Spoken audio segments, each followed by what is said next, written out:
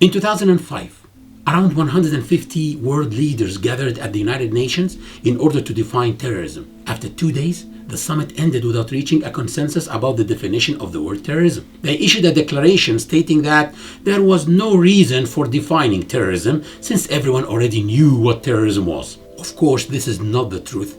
The truth is that if they had defined terrorism properly, half of them at least should have gone off to jail. Terrorism has been perpetrated by many people, organizations, and states as well. What is really serious about this issue is that although nowadays terrorism is considered the most heinous crime of all, and although it is the crime that people are being warned about constantly, most governments have no proper definition for terrorism. However, international law experts and political science professors do have a very clear definition of terrorism. They define it as not only the killing of civilians, but the mere targeting of civilians. So if someone targets civilians but fails to kill them, that is still considered an act of terrorism. But again, the phrase targeting of civilians is not entirely correct, because civilians may be a legitimate target if they are militia, that is, armed civilians. This may make them a legitimate target in some cases. So a better definition is targeting of non-armed people or people who are not engaged in fighting. Well, what if someone kills his wife? Is this considered terrorism? Well, of course not, because there is no political agenda here. So accordingly, the proper definition is the targeting of unarmed civilians in order to promote a political agenda. Terrorism has been committed by individuals, by groups, and by governments as well. The individuals who committed terrorist attacks are not only Muslims. We have a striking example of an individual terrorist, a Jewish man called Baruch Goldstein, who in the 80s killed 39 Muslims as they were prostrating in prayers at the Ibrahimi Mosque in Palestine. This is clearly terrorism. There is also a famous Christian called Timothy McVeigh, who was responsible for the Oklahoma bombings, which left 1,000 people dead and injured. This is a Christian. There are also Muslims who took part in many terrorist attacks that we all know about. So terrorism has been practiced by Jews, Muslims, and Christians, and has been practiced by groups and organizations as well. One of the most famous of these is the Tamil Tigers, which is a Hindu guerrilla organization in Sri Lanka. This organization has actually carried out more bombings, including suicide bombings, than any other organization in the world. However, the worst type of terrorism is terrorism performed by countries or governments. Why is that so? It is because governments are expected to have more responsibility than individuals. In other words, what cannot be accepted from individuals definitely cannot be accepted from governments. When we witness the systematic killing of Palestinians and the bombing of Gaza and other Palestinian cities that have been going on for tens of years, we have to say that it is terrorism. The bombing of Hiroshima and Nagasaki is another blatant example. Here, 2 Japanese cities were bombed with nuclear bombs. Unarmed civilians were intentionally targeted, and the purpose was to pressure the Japanese government to surrender during the World War II. This is clearly terrorism because there was a political agenda involved. What about the bombing of German cities and the bombing of London during the World War II? In all these cases, governments were targeting unarmed civilians in order to promote a certain political agenda. Unfortunately, these governments are not very smart because bombing of civilians never accomplished anything. For example, when German cities were bombed during World War II, the purpose was to make the German people rise against Hitler.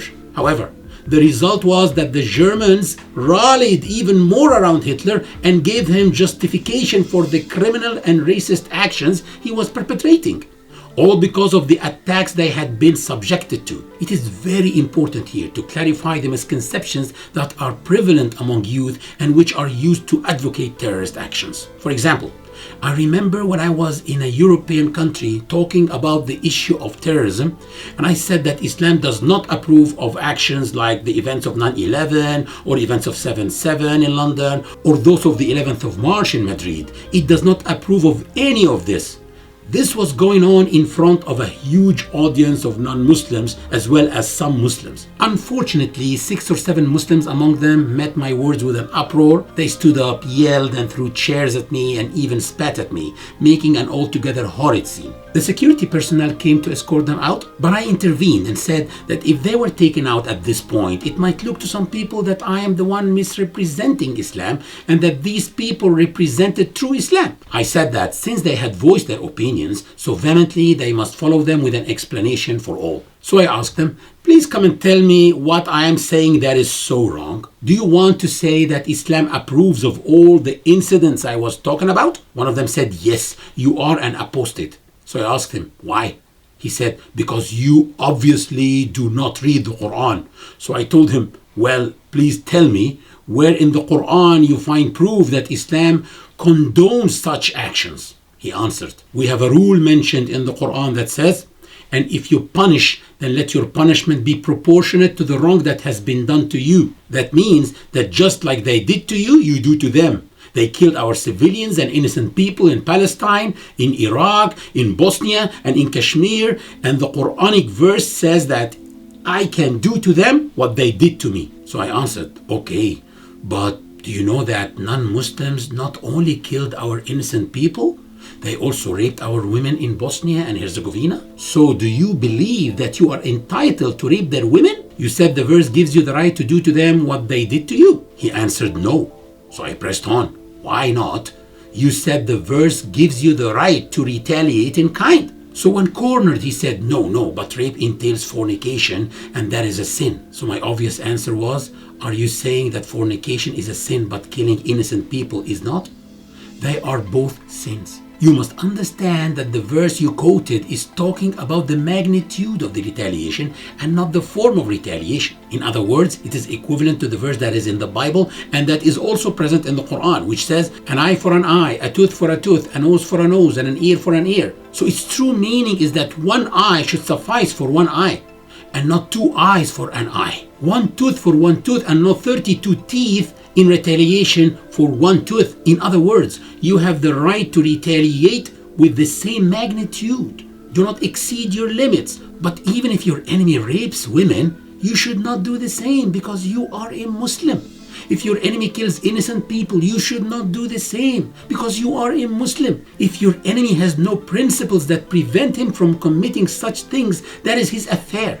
But you have principles that prevent you from committing such actions. You have the Quran. You have your religion. So what I want to make clear here is that the Quran criticizes Muslims when they imitate certain actions done by non-Muslims. It says, you are then like them. But we should never resort to that because we have our religious ethical principles that forbid us from doing such things. Next, we come to another misconception, which is that the Quran openly promotes terrorism as evidenced by the verse that says, make ready for them all that you can of armed forces and the tethered horses, that you may thereby terrorize the enemy of Allah and your enemy. So some people say, see, here it is loud and clear. It says that you may terrorize. So terrorism is written in the Quran as a command. But here we must stop and examine this more closely.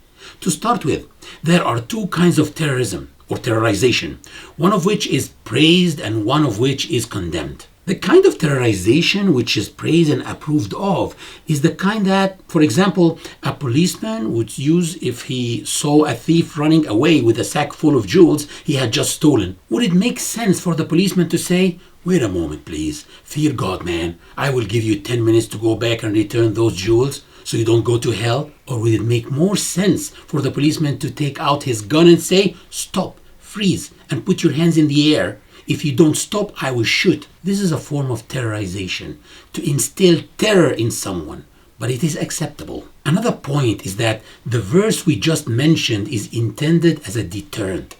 If God were commanding me to terrorize a specific people, he should have indicated who they were. But the verse actually says to terrorize the enemy of Allah and your enemy and others besides them that you know not, but Allah knows them. So what does that mean?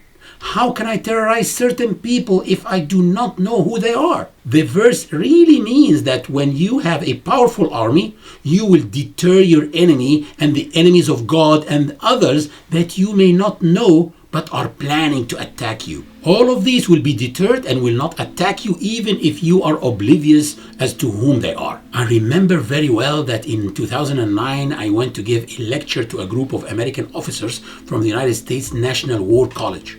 At the end of the lecture, they gave me a medal as a gift. On one side it was written the words National War College, and on the other side is the college motto, which in Latin it says, Qui desiderat pacem preparet bellum. Translated, it means, anyone who wants peace must prepare for war.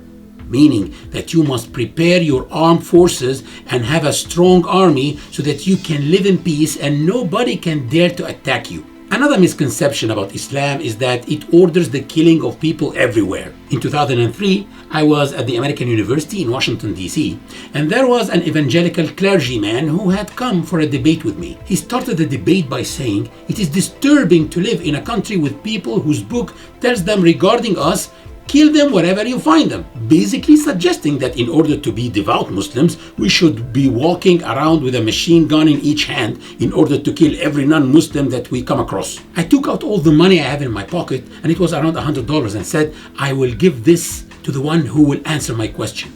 How can you find words that are even more violent and worse than what he said from a toddler's book? If someone can explain how this is possible, I will give him this money. Of course, everyone was confused and said, how? I replied, all you need to do is to use Dr. Pat's magic scissors. Dr. Pat, sitting next to me here, has a pair of magic scissors that he uses to cut out some words from the Quran and quote them out of context. He just quotes the few words, kill them wherever you find them, which are only a small part of a much longer verse, 4 lines long. If we just read a few words further along, we find that it says, kill them wherever you find them and drive them out from where they drove you out. This verse was sent to people who had been driven out of their homes.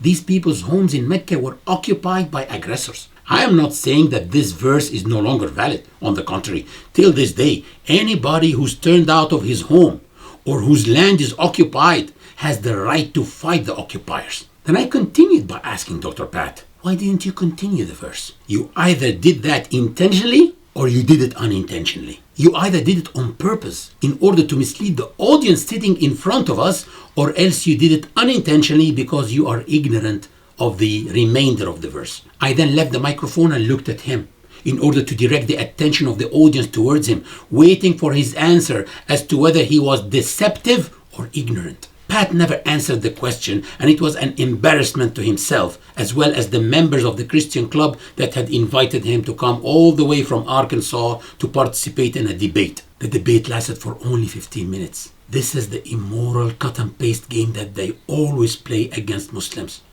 Cut off words and present it out of context. Islam is being attacked very aggressively, and all of us Muslims have a duty to defend it. But before we do so, we must first understand Islam properly so that we do not end up harming it. Thank you very much.